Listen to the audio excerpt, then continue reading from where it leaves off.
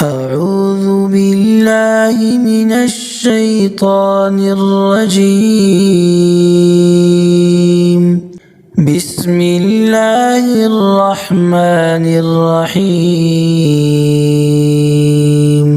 إن الله لا يستحيي أن يضرب مثلا ما بعوضة فما فوقها، فأما الذين آمنوا فيعلمون أنه الحق من ربهم، وأما الذين كفروا فيقولون ماذا أراد الله بهذا مثلا يضل به كثيرا ويهدي به كثيرا، وما يضل به إلا الفاسقين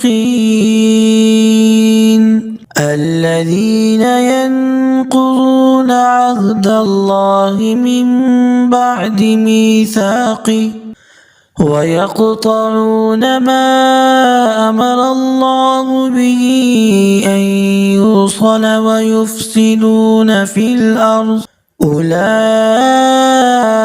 هم الخاسرون.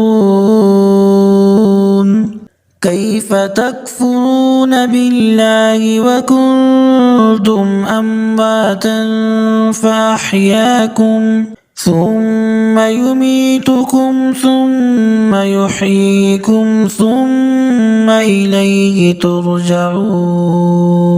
هو الذي خلق لكم ما في الأرض جميعا ثم استوى إلى السماء فسواهن 7 سماوات وهو بكل شيء عليم.